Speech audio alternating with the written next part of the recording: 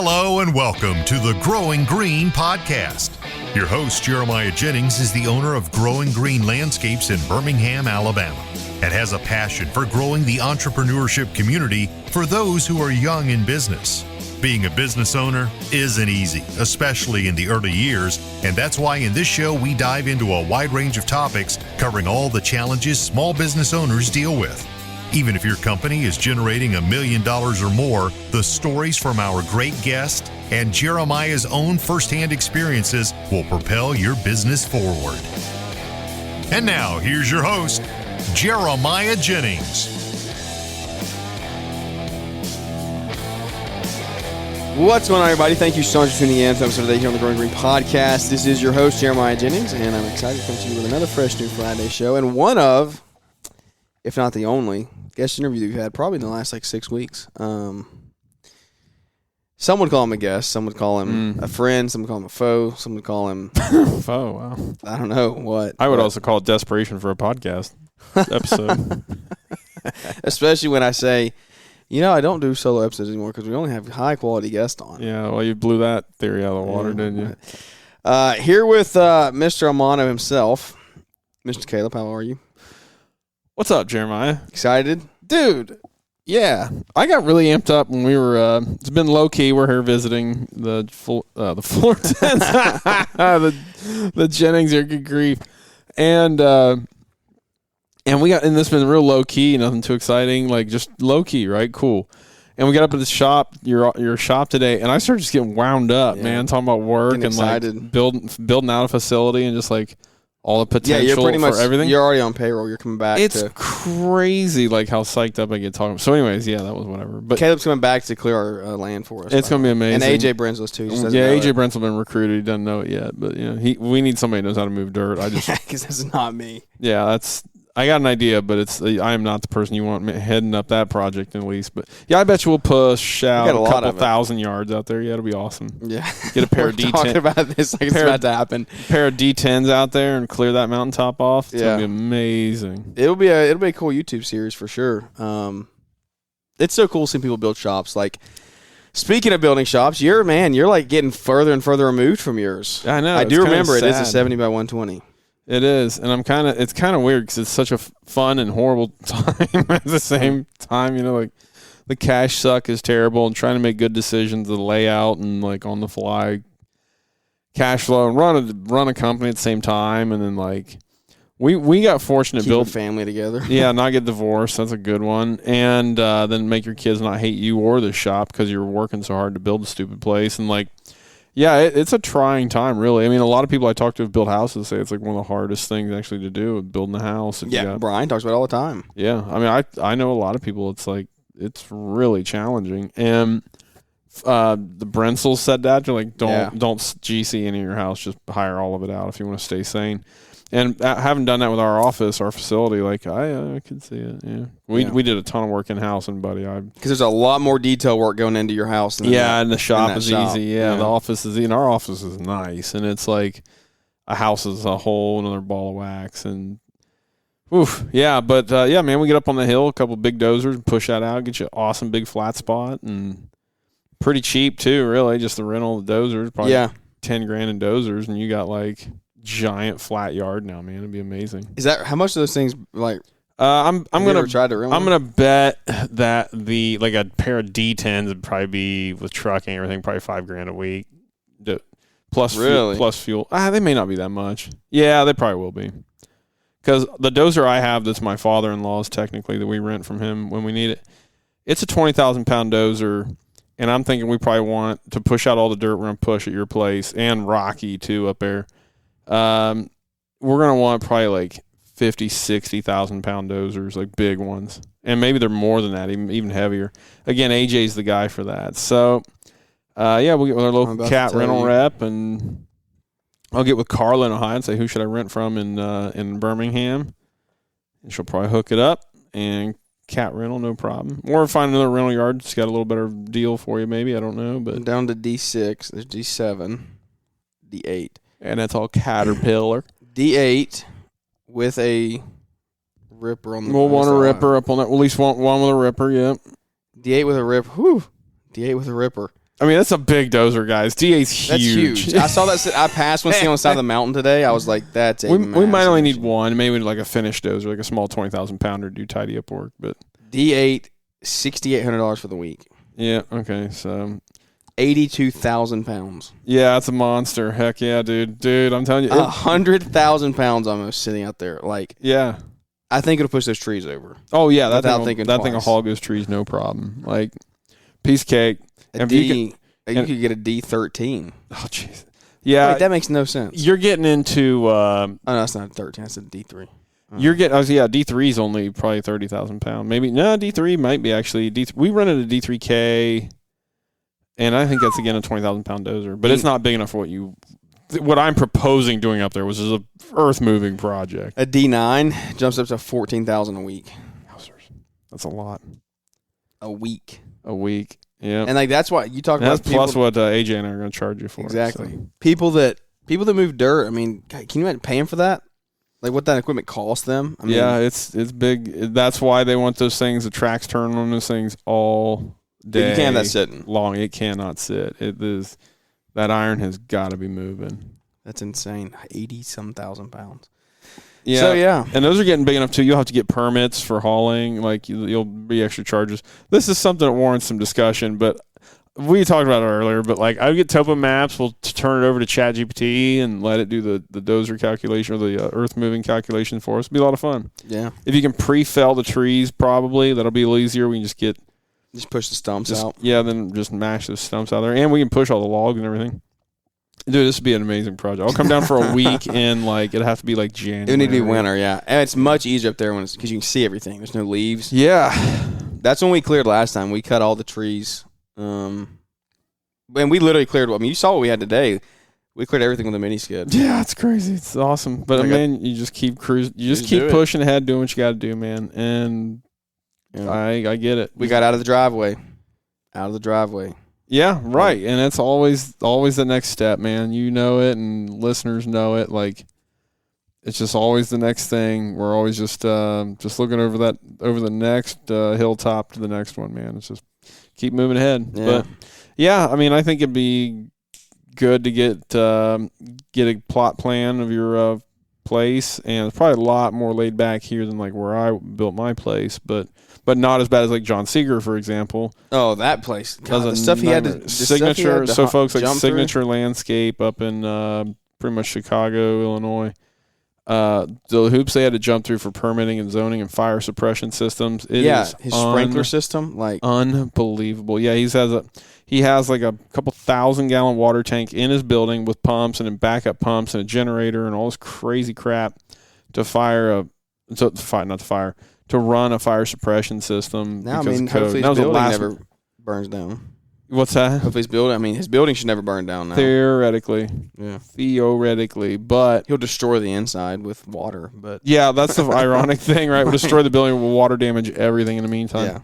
Yeah, I don't know which you'd rather have. But you're right, it did come at the end of it seemed like the end of the process. Yeah, it was an oversight by someone, as far as I understand, John. Sorry if I'm wrong on this. Some kind of code misunderstanding or something of like last minute they're like, you need to put in this fire suppression system. I mean, it was like $100,000, and it's like a big change order. He's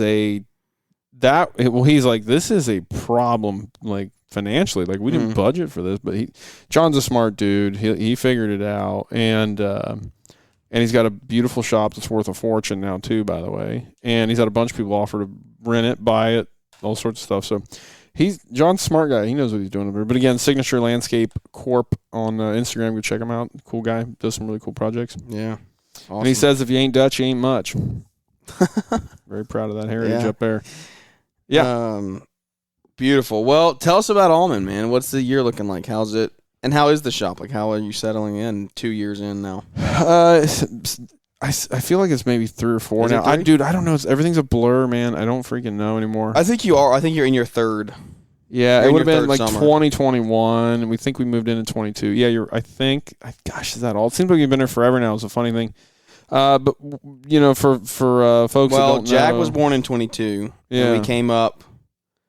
You had just had it. Had you ran a summer out of that thing yet when we came to this podcast summit? Oh, my word, dude. I don't know, man. My memory is useless. I don't think you would run a summer out of that. I think you would no, maybe you had. I feel like we had. I feel like it was the summer of 22. That was the first we just moved in. It was just barely a shell and barely secure. So you moved 22, 23, 24. Yeah, 23. Wow, so you're in year 4 then. Really? 22, 23, 20. Yeah, we're in 25 now. Wow, man. Yeah, that sounds more correct. And so can you does it really feel like you had that place for 4 years? No, it's so strange, man. It's just everything's a blur anymore, man. Yeah. I don't even know. It's so hard. So, but what I can tell you is what it's done for our ROI on being more productive. There's so many things that's been way better for us to do it.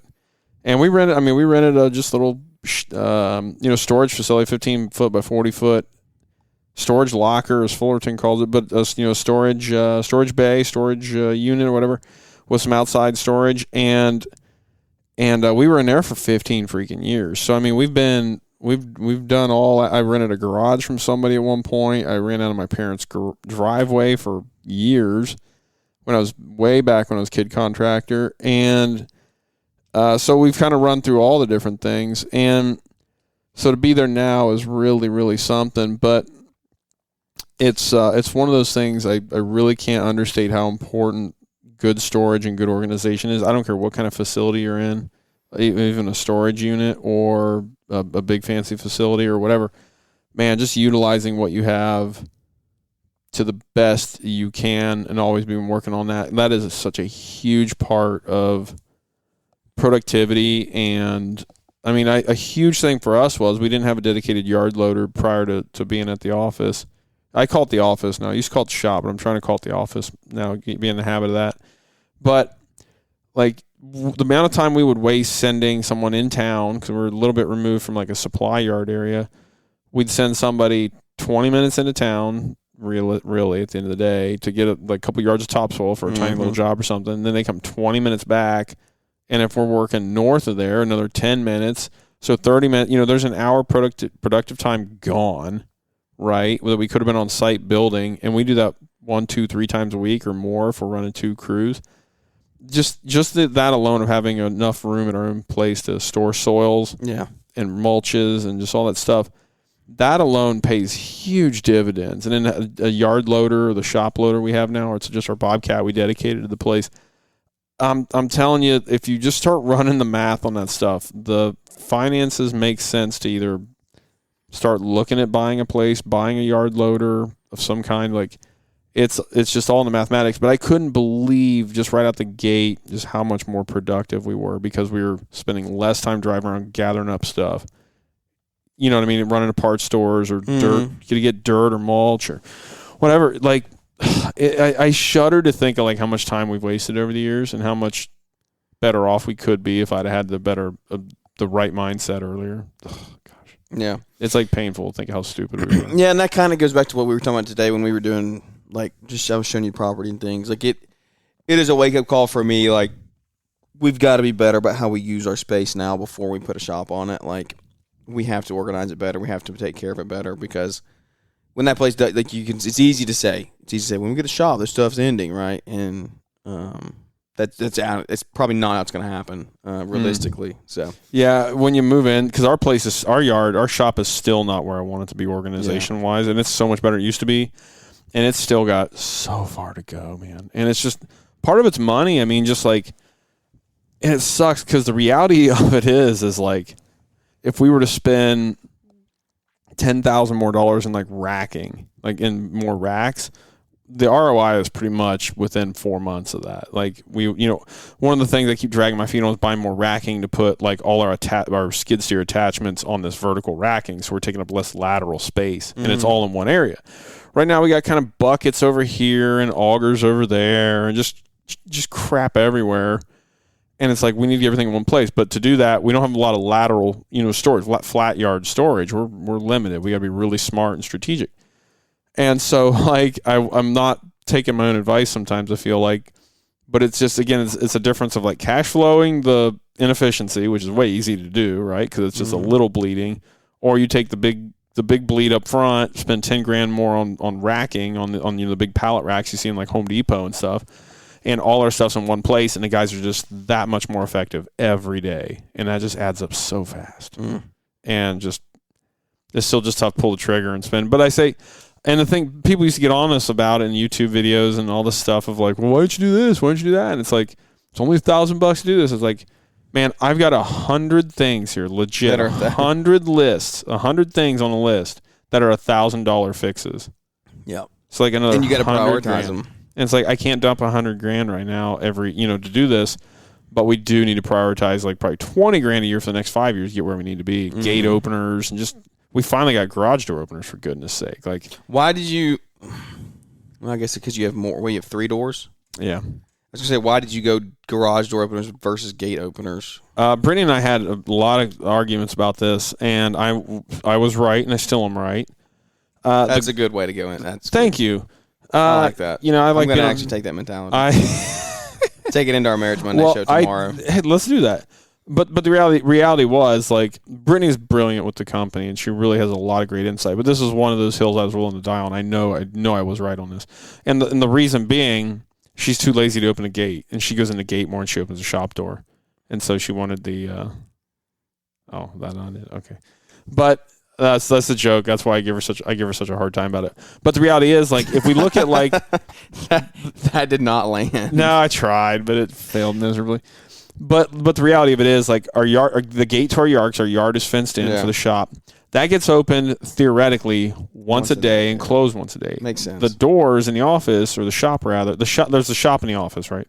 But in the shop area, it might get opened 10 times a day each. Between like load up and like, and that is like when the guys can. And this sounds nuts, but you just push a button and they can start walking to get the machine instead of like manually lifting the door up and doing that again.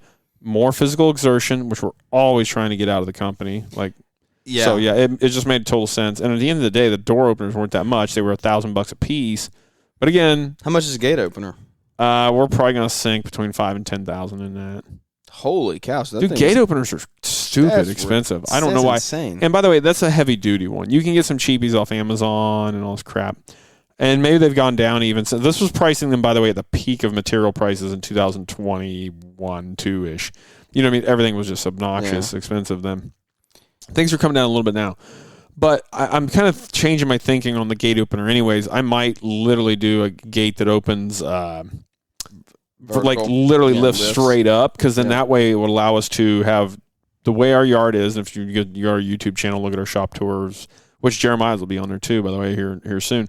But like our shop videos, you'll see our layout. But I might have our big 30-foot sliding gate go vertical, and that would allow us then to actually pass around the gate the way our yard's laid out. It's just impossible to explain on here. But I'm thinking through that, and that's probably going to make that more expensive. But because right now the way our pass around the gate, what does that mean? Like, yeah, that's the thing. It's impossible to explain this. The way our gate slides across towards the building. I don't really care about the listeners.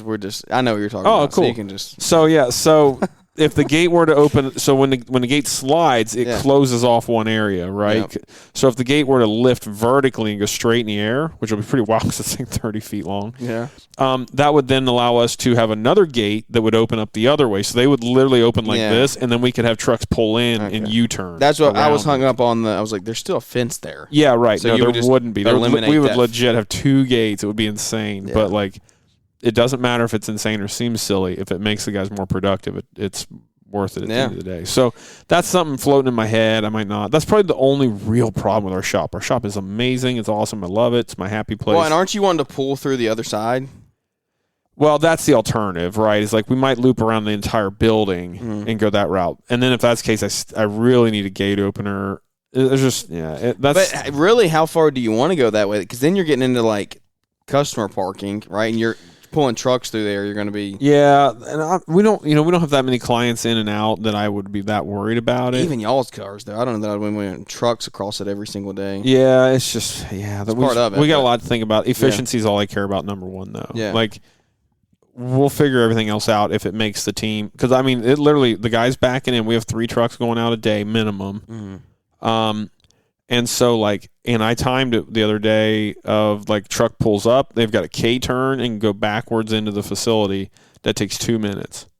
6 minutes a day.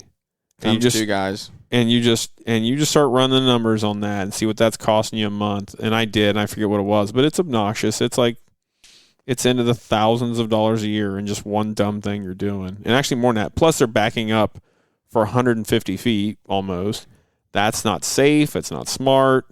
Again, it takes it sounds all silly, but this is all the paper cuts in a company that will just eat you alive.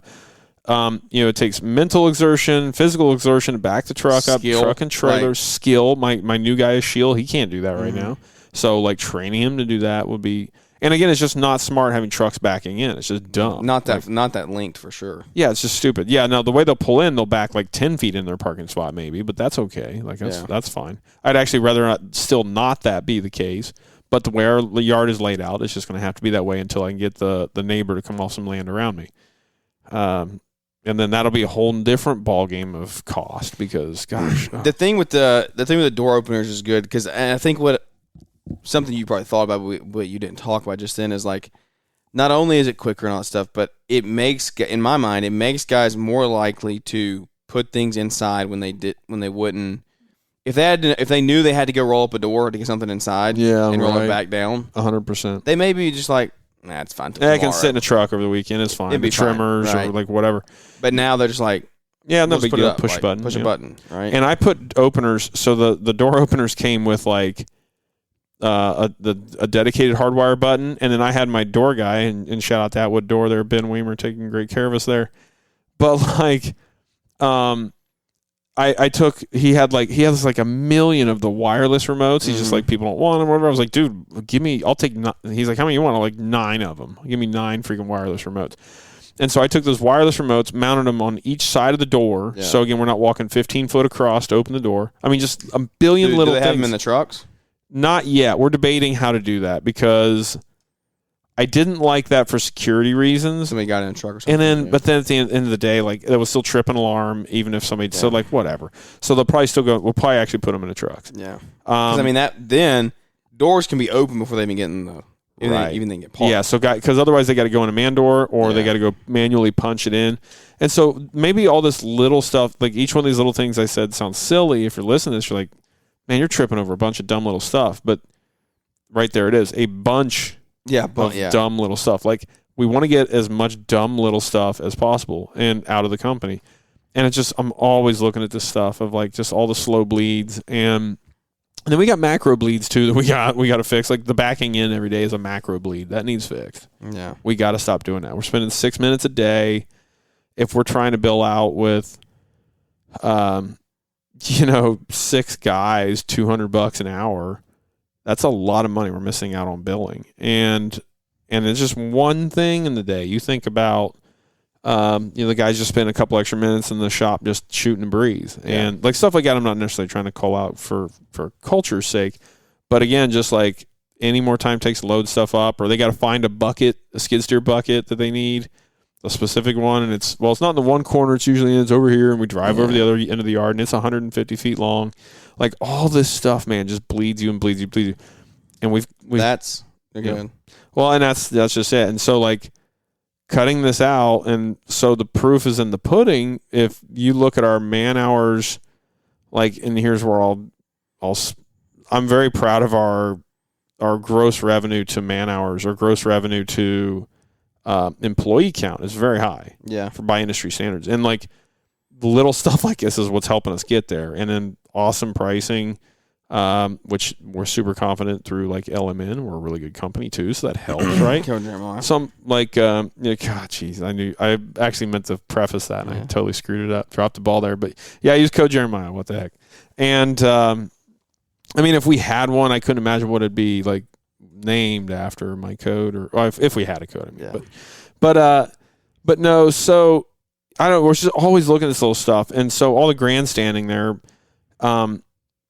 That we just got so far to go, but I'm always thinking about this stuff and figuring out how we can cut out the waste and inefficiency, and it's sometimes in the dumbest little things. But that's that as we have built multiple rigs going out, multiple people reporting to a shop every day, that is the thing that I'm seeing the most is the lack of organization, the lack of things going in this having a place first and then going back to that place every single day, like every time. Like just this morning, we're trying to change blades on the box truck. And the other day, we were on a job. Landscape truck, every truck has an impact on it. Landscape truck, went to get the impact out, wasn't in there. It's like, where's the impact at? Got in the box truck to change blades today. There were 2 impacts in the box truck. Yeah. And it was like, what's going on? Like, why are there 2 impacts in there? It's not, it's not that deep. Right? Put it back where you got it from. And that's like the time that we have spent this year looking for things or saying, oh, we can't find it, and then making a trip to a store to buy a new one. That's killer. You're losing production. You're losing the cost of the tool, right? Like all of that opportunity to be. The cost of the tool really pales in comparison to the lost time. 100%. The time is everything. People just don't, you just don't, guys, until you have a software like Element and you start tracking this stuff, like you don't realize what it's when I tried to tell my Mo guys. It half makes you crazy in a good way. Yeah. I tried to tell my Mo guys, I'm like, when you sit at a property for 5 minutes, it cost me like $50 or $60 with 3 people in a truck. Like that's that's how much money we have to be generating a day. Like you cannot stop. You cannot drive 20 minutes out of the way. You can't drive 10 minutes out of the way to go stop at a gas station. Like 3 people in a truck. That's murderous. You are literally getting killed. But if you're not tracking those numbers, you just have no idea. You're just like, where's the money going, right? Yeah.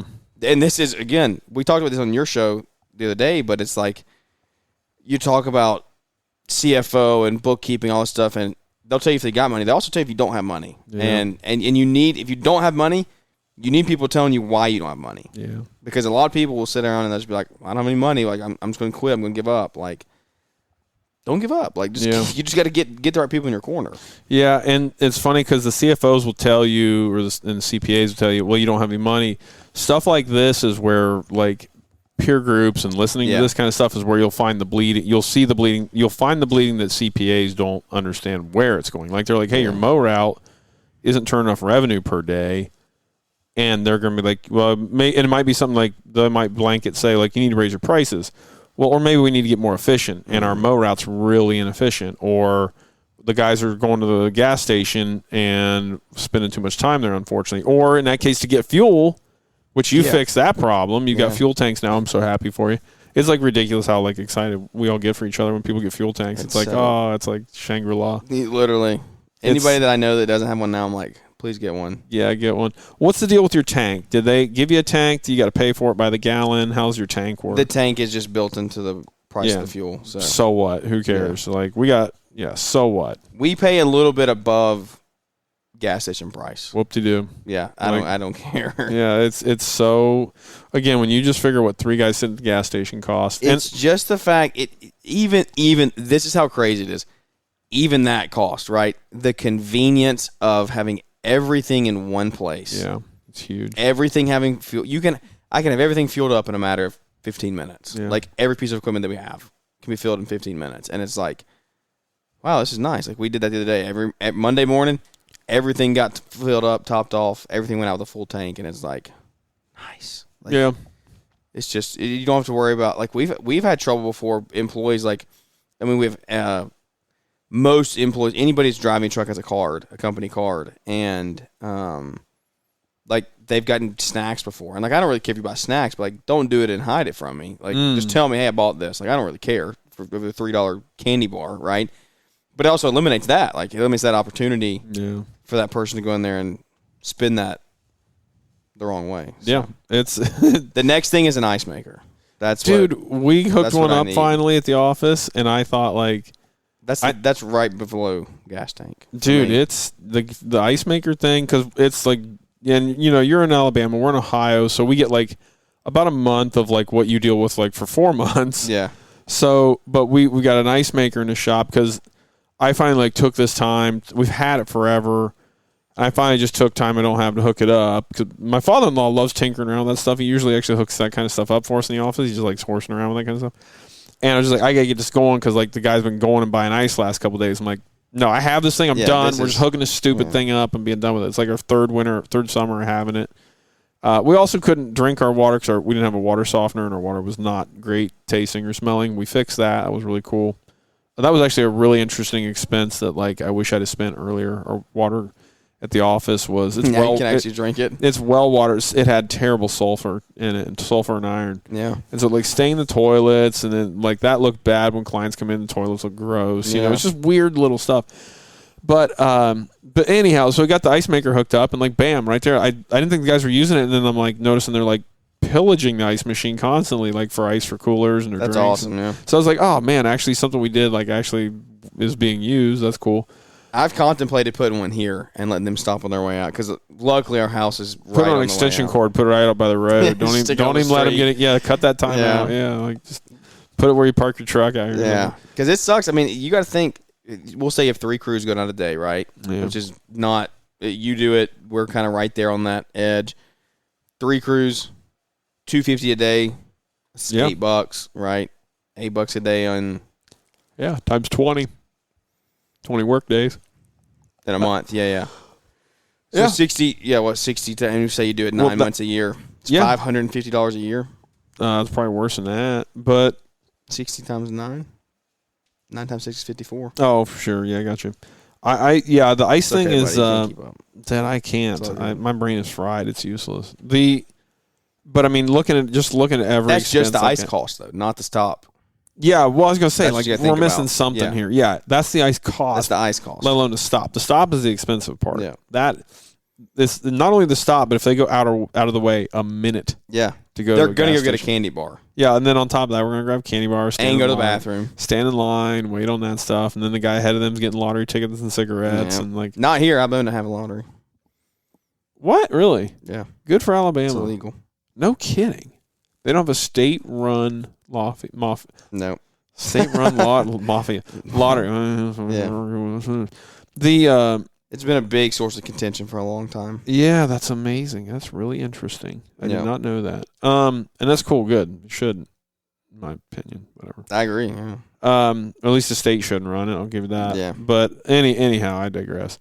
Okay. Well, daggone, that's interesting. It's so funny traveling around the country to see how different things are around anywhere. You know. What is the biggest thing? What's the biggest difference? This is the longest you've been here. In Alabama, yeah, probably. And it hasn't even been that long, but I don't know, man. I don't know. Probably people say y'all instead of you guys. That's the biggest difference, really. At the end of the day. Sweet tea. I don't know. People you just don't drink it. Yeah, I don't know. Probably not. I don't know. Probably not like here, I guess. You're probably right. But other than that, I don't know. I'd have to think about that some more. People are people everywhere. Everybody likes big trucks. Everybody likes pop, the garbage. And we don't call it high fructose corn syrup. Yeah, which is you call it soda, right? Don't you? Or Coke. It's soda or Coke, yeah. Coke. Soda seems like a real New England thing. That's one thing I'm really surprised it's called soda down here because that seems like a New England. That seems like super Yankee. Soft drink. Ooh, that seems even super Yankee or geez, even Californian. Yeah, I would say drink. Soft drink is probably before. No one. Pop. You would get laughed at a restaurant if you said pop. If you walked in and said, let me have a pop. I'd like a pop, please. With my Midwestern. There's people, like, literally young kids that, like, waiter and waitress, they would be like, what are you talking about? What's a pop? Old man. Yeah, is that an app or something? So, yeah, I don't know. But that's awesome. What is? Just like the growth of the shop. They're getting the inefficiencies worked out. Pivot back hard there. Anyways. Yeah, dude. Hard pivot. It really is something. And again, folks, like, man, we rented a 15-foot by 40-foot place for 15 years, man. Like, we've done inefficient every way you possibly can. And, again, it's just one of those things I wish, even in my storage unit, I wish I'd have put money into the racking. If we'd have just we had so much crap. Just the amount of things y'all fit in that unit blew my mind.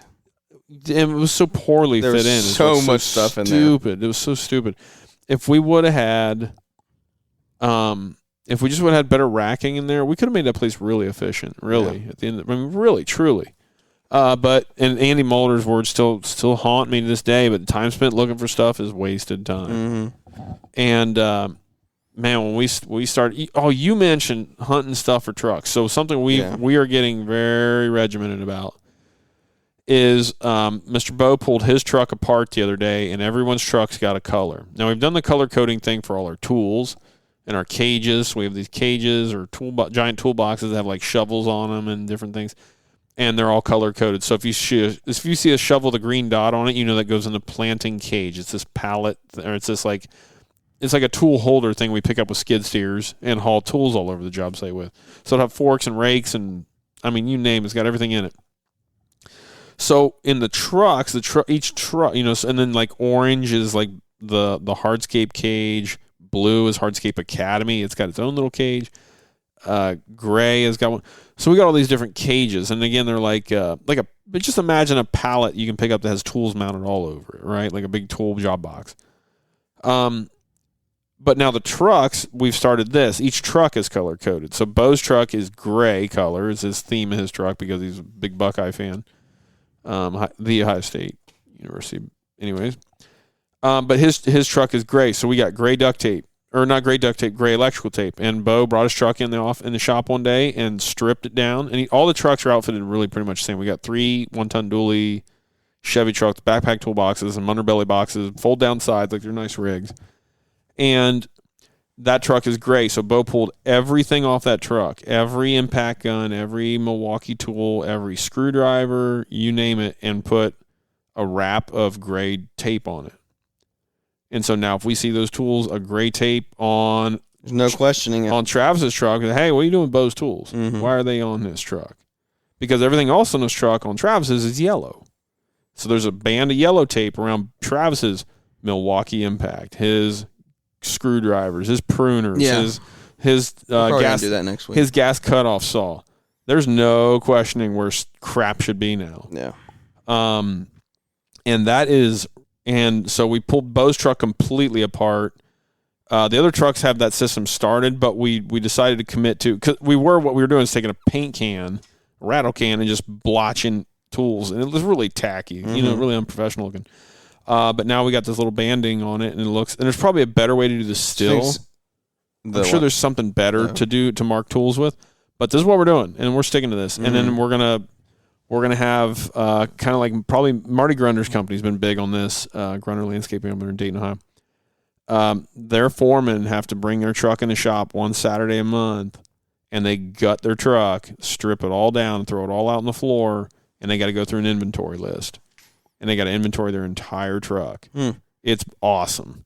Now, the chance of me getting my guys in on a Saturday are between slim and none, and I mean to the negative power. Yeah.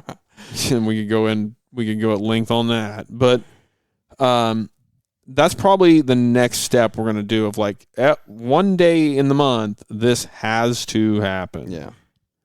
And it's got to be the third week of the month. I don't care when you do this, but it cannot be on billable time. And that's pretty much the only rule. You cannot spend time on site. If you're a foreman making foreman wages, this has to happen. And this is how we're going to keep tools organized and keep tools where they go. But so far, that's really cool. And it is, even the cage thing we do, in the hardscape trailer, for example, its color code is red. So if I find a tool with a red paint blotch on it on like another cage or just even in the shop, or God forbid left behind on a job site, I know who left that there.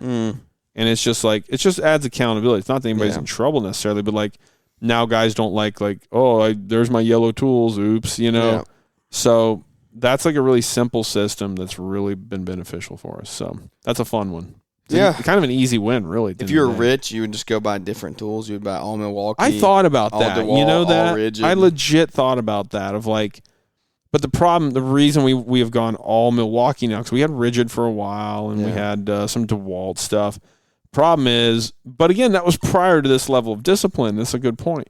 It was like, well, so all the batteries are interchangeable and like guys on job sites can but so it kind of like would be an interesting way to do that. But I think we're still going to keep with like all uniform battery platforms and all that. It's fun because it's business when you get to this level of doing stuff. It turns into a game of like just how well can you get it to run. Yeah.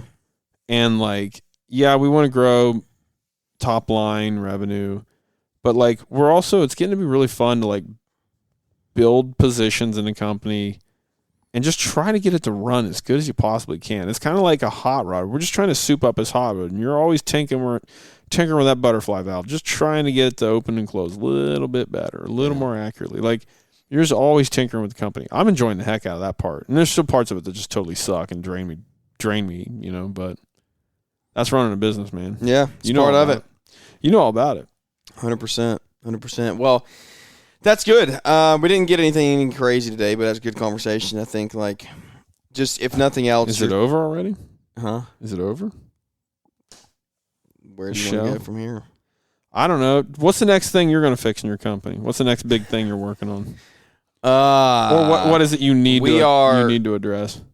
It's our maintenance. We're still working through that. Like, we're dialing in our maintenance department, just making sure that we have the right customers, getting rid of the ones we don't need.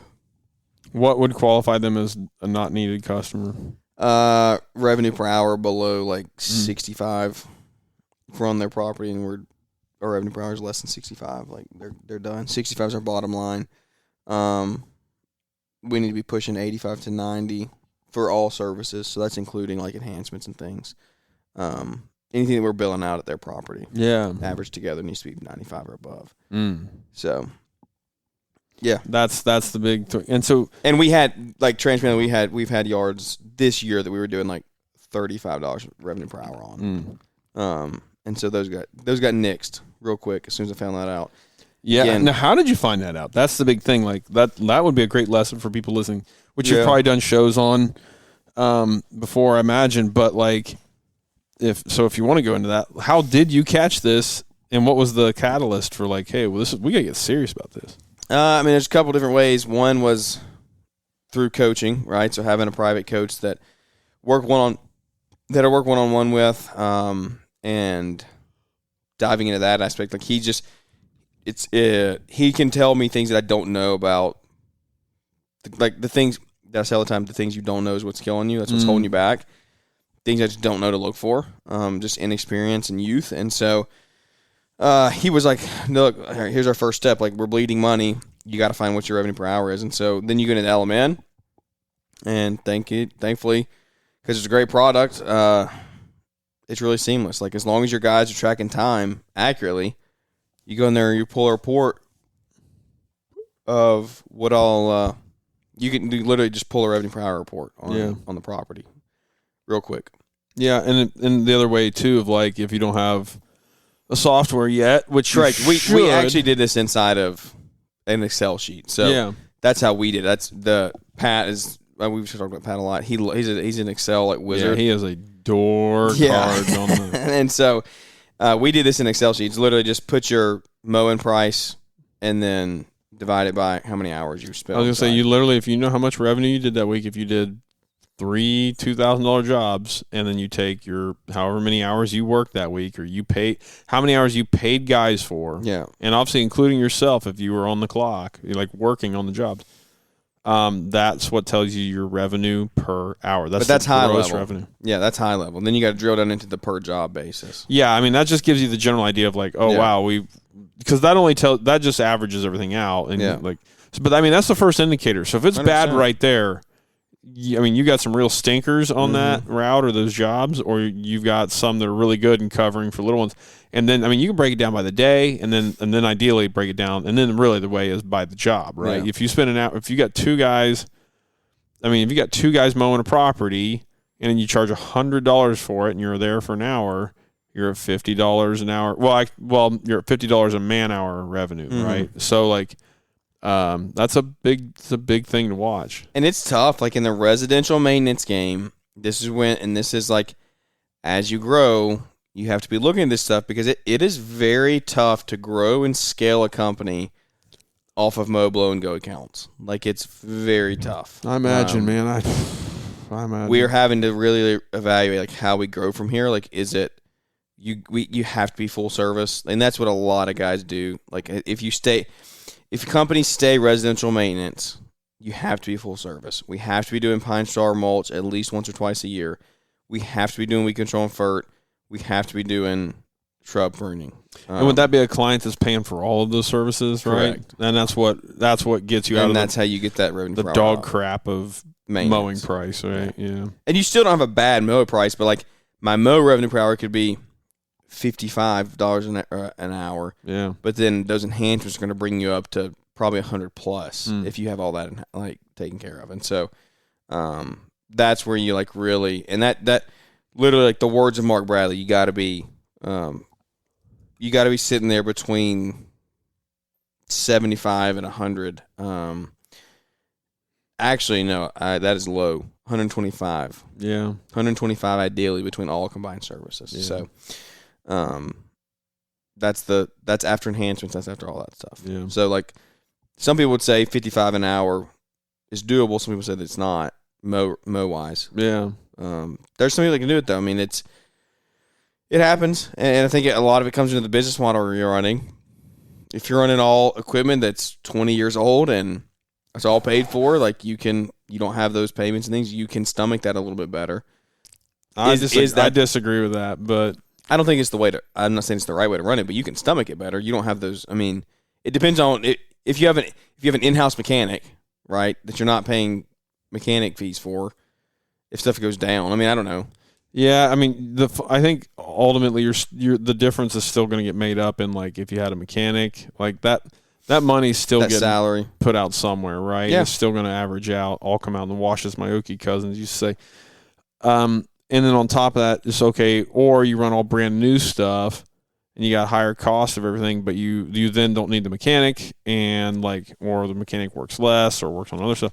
Like but what you don't deal with, theoretically, is the downtime, and you're more productive. I'm not saying it's the right way at all. Yeah, paid off, and and I know you know this, so I'm just going to say it just for clarification's sake. Like a machine being paid off doesn't mean it can go out cheaper per hour. No, because you still have to replace that stupid thing. Yeah. Like it's still going to wear out, and like you've got to recover cost for it as if it were a new machine. The way I look at it, because otherwise you can't sell it at a discount because the machine still wears out, the parts, the labor to replace it, the downtime if and when it does go down. Something being paid off does not change its billable rate. Like that, in my opinion. Yeah. It's still got to be billed out as if it had a payment always. But I don't know anything. So I don't know anything, Jeremiah. Yeah, no, I mean, I 100% agree. You got to find that revenue power that has to fit your business. I mean, that's the thing of the day. I mean, because you have to look and see what you're trying to do. Are you trying to scale a large company? You can get away with it if you're not putting 20, 30 people out every single day. Or if you're not putting 5, 10 people out every day. If you're running you and 2 or 3 guys, like you have a little room for margin there as far as dollar amounts go. Because you're not investing in new equipment all the time. Like, you're buying those things that you disagree with that statement as well.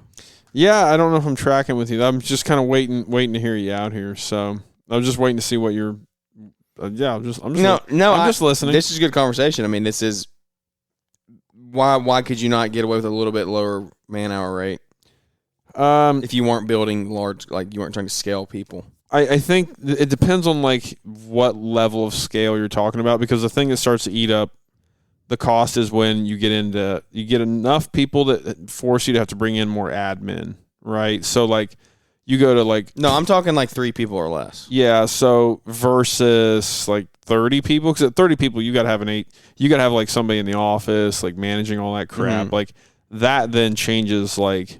I would say that raises your overhead, right? Yeah. You're a more expensive company than that kind of stuff. So you would be more lean, let's say, running 3 people versus 20, of course, right? So I guess that's probably where I would agree with that statement there. I guess if I'm understanding. Yeah, I'm not saying you. Right? Yeah, I'm not saying you have to. You charge less money. You should be charging what you have to charge to make money, right? I think it's arguable you actually could charge more because you're a more personal touch company at that point. And you probably provide a better product with a smaller. You just don't have the overhead you just have less overhead, right? Yeah. And that's we bid on a large commercial complex, and it was a large company that was doing it. We could do it significantly cheaper than they did strictly because we didn't have the overhead they were paying. Like they had. Like I know that's what we were. I way overshot hours on. I was like, if I get it, I'm going to make money on it. And we still came in way cheaper than they did. And we were going to make a bunch of money on it. And it had to be a huge contributing factor. It's just like they're a massive company, massive. It's like me doing like, God, and you talk about this all the time. You're like the most expensive mulch installer there is in Ohio. For me, I'm got to the point where putting pine straw down, it's nearly impossible for me to do it and do it. Like, people just won't pay it. I mean, for me to go out and do it and actually make money with it, I end up having to charge like $35 to $40 a roll. Like, it's crazy. And you really, the going rate is like $25. Yeah. $25 a roll. You buy it for what happened, the way everyone does it, you buy it for $13, you sell it, or you install for $25 or $26. Right. Like, you double your on that stuff. And for me to do it, like, with the markup on the straw to cover overhead, the actual labor involved, the truck that's on site, like those things that people aren't billing for, and that just doubling the price. We're actually running a business here. Yeah, right. Yeah, I mean, we've almost priced ourselves out of it. It's tough. When we get it, it's great. Yeah, but it's and tough. those clients are out there, right? They're out, and we had one that contracted with us. She told me they had their office done that was more mulch, significantly cheaper for that place, and I was like, I totally understand. We're not like, I totally understand, and you definitely need to go the way you need to go. And eventually they still came. I still can't believe they came back around and had us do it. I can't. So crazy. Like, That's it's wild. just crazy.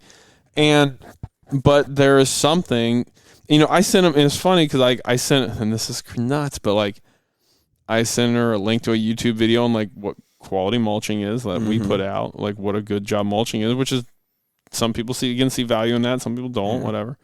And I just kind of there is something to be said for, and believe me, there's places where I like feel like we cut our throat to get jobs at the same time. But like, there's a time where it's like, I just don't care if we get this or not. And I sometimes that is a selling point of like, look, I get it. And if we're not right for you, I'm not going to try to like convince you. Cause we're like obnoxious expensive when it comes to mulch sometimes. And sometimes it doesn't make sense for you. I get it. Yeah. And you can't go out and lose money on it. Yeah. I'm not going to, and again, this is a benefit of being like 25 years in business. Like I don't know, man. If we were like, and again, talk to me in a year if the economy keeps getting worse. I might be the cheapest mulch guy around. You never know. But you don't want to be a mulching company either. I don't want to be a mulch company. Yeah. We've put more mulch down this year than we've ever put down ever. So I don't freaking know, man. Yeah. In bags, because we're such idiots. 4 semi-loads now. So that's crazy. Yeah. People pay it though. Yeah, and by the way, that's one thing to not trip up on is like, so we do the bag mulch, we buy bag mulch, and we can buy it bulk for $35 a yard, bagged it's $55 a yard. Whoop-de-doo, no big deal. The way we look at that is like, for every movement of the body, if the guys pick up a bag of mulch, we're moving a cubic foot and a half of mulch every time the guys move. Yeah. So if you're pitchforking the mulch off a dump trailer into a wheelbarrow, you're getting maybe 0.3 cubic feet in a pitchfork. Okay, you're using a scoop shovel. That's great. You're maybe still at best getting a cubic foot in that one physical action, chucking it into a wheelbarrow. And the way we look at it is like, every time the person moves, they're moving a cubic foot and a half. And we see trim, and the guys prefer it. They say it's more accurate, it's more whatever. And a lot of people just argue with me till they're blue in the face about this. Like, I don't care, man. I know we got our numbers on this. It works. I don't know what else to tell you. But and our guys aren't gassed either, trying move, because the idea is like you in other words, you're shoveling 2 to 3 more motions to get that mulch off the truck than we make one pickup and turn and throw it. And I don't know. No, I do know. I don't say I don't know. I know. Especially if you have a machine to come move your pallet around.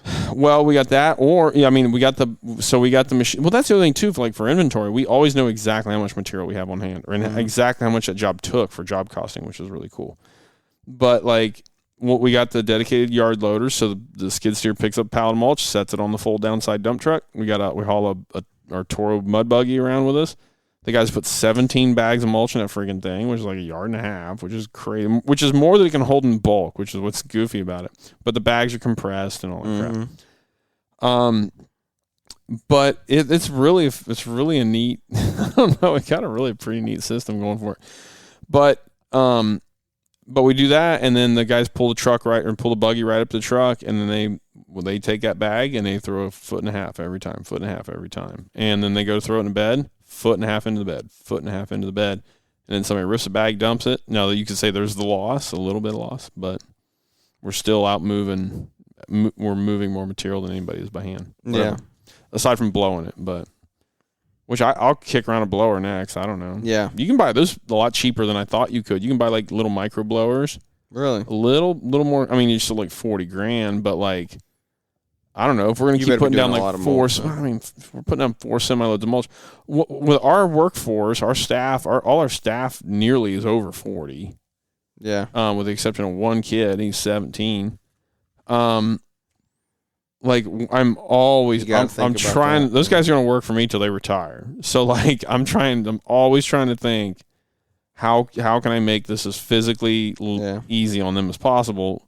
And we are bringing in more young staff. That is the game plan. But I don't know.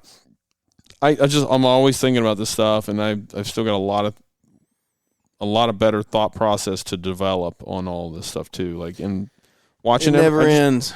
It doesn't, and it can't. If you always want to be at the top of your game, and I don't know that we're at the top of our game, we're always trying to be. Like you can't not think about this stuff or not have someone in the company always thinking about this stuff, which again, as the owners, like that is our job. We're the visionaries of the company. We're the people that are thinking about this on what time is it right now? 9:30 on a Thursday night. Like we're talking about mulch efficiency, you dorks. But no, that is what separates us, right, from people that are running crappy companies.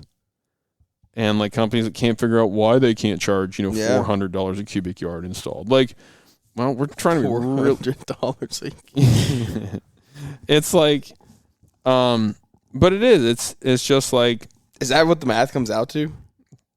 Roughly. Sometimes. Yeah. Holy cow. No, that's including edging, cleanup. Yeah, like that's comprehensive. Yeah. That's just throwing it and going. No, that'd be sweet. That'd be way cool. That'd be pretty crazy, But again, we got the cleanup and everything. Do y'all have an edger or y'all still manually edging? We're manually edging, and that's one thing we sell on. Like we're manually edging. And the guy, Bo, Keith, Travis are really good at that. They get like a really crisp, beautiful edge. Kind of like some Paul Kamara looking stuff. Yeah. I don't know if as good as he is, but he's pretty crazy. We're doing pretty good with it. The guys are better at it than I am. I suck at it anymore. I can't cut an edge to I can't make it look as good as they do. And that's such a foreign thing. It's funny. Well, I want to buy a little. I've been seeing these little. We got an ad from like CoTurf or whoever. I say the name backwards just to not give them the advertising, but like from like CoTurf, and it's like a little bed edge or a little L-shaped blade. Yeah. I think I'm gonna try to demo one of those or something. Just it's like what's funny, Jeremiah? Another funny thing in business. I used to want to get like a walk behind aerator, and then like this bed edger. They used to seem like back in the day. I haven't looked at them forever, priced them forever. I used to see them and I'd be like, and this is gonna sound like a D-bag comment, but like they used to seem like $1 million. Like a $3,100 aerator. God, there's no way I'll ever justify buying one of those to use it like 9 times a year or whatever. You spent that on garage door openers. And now it's like, oh, that's all they are? Yeah. Jeez, why haven't we ordered one? Or a sod cutter. Sod cutter's a real example. I'm like, oh my gosh, sod cutter's like $3,500. Yeah, we'll cut it by hand. We'll have to. And now it's like, and I have a sod cutter, and it's like, whatever. It's just funny, as business grows. And you think about that with any level of business. It's just like decimals, man. String trimmers used to seem really expensive, like if we're to the listeners, right? Like, there's some in the company used to be like, oh my gosh, we have 3 trimmers now. Like, I remember buying blowers. I would be like, I can't, like, $800 for a blower. Like, I still can't get how much backpack blowers. That's obnoxious. That really is like. Blowers are crazy. I don't understand that. That's kooky, man. Yeah, it's pretty crazy. $800 for a backpack blower, like get out of here. Now, granted, they are getting the size like Volkswagen engines. Literally.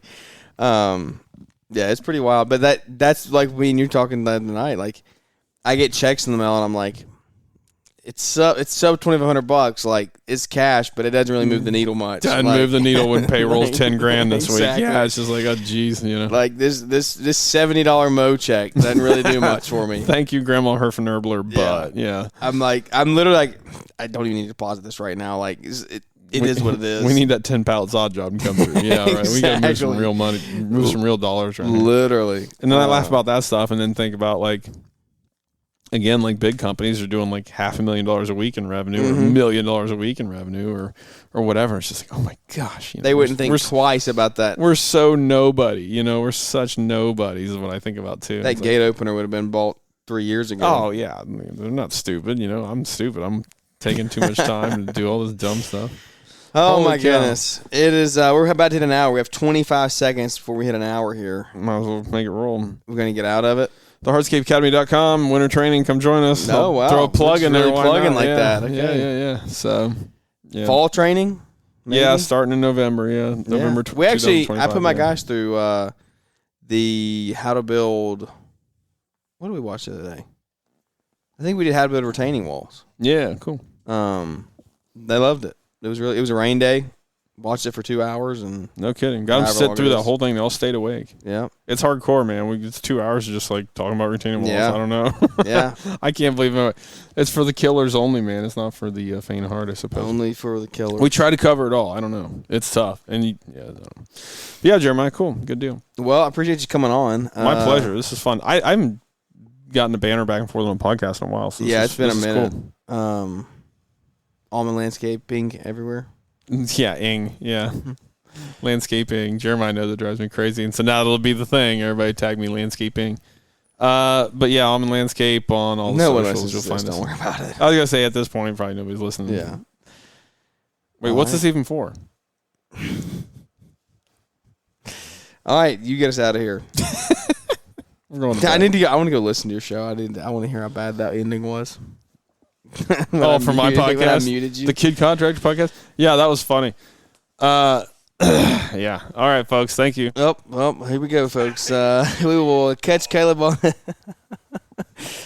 Oh, my goodness. Thanks for coming on, dude. I appreciate it. Thanks for coming down. My pleasure. This has been fun, man. Nice chill. See you in Charlotte in 3 days. I can't wait for that. That's gonna be mind-numbingly awesome. I'm pretty sure. Good. And I'm looking forward to seeing so many of the people there, too, that I've been seeing. Like, I can't wait to see Brian Markowitz and Kevin Scott from Muskoka and Pat and Ken. Like, there's so many awesome, and maybe Brian, I guess, whatever. But like, there's so many people I can't wait to see. Yeah. So it's like things are trending up across the industry right now. Everybody's like happy.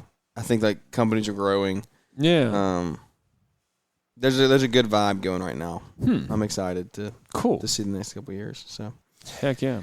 All right, folks. Which is weird for like a down economy. Yeah. But I hear that all the time. Like so many people say, "Oh, we grew in the down economy." Like I don't know why that is. You just don't let off. Yeah, don't take your foot off the gas. Yeah.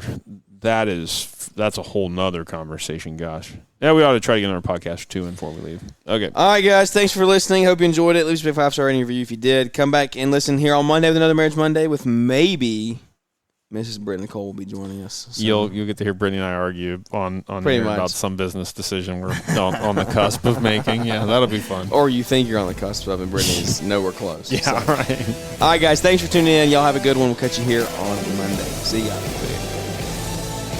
Thanks for tuning in to the Growing Green podcast. It is an honor to have you listening, and we hope you receive valuable advice to help take your business to the next level. Don't forget to follow the podcast so you'll be notified when our next episode drops.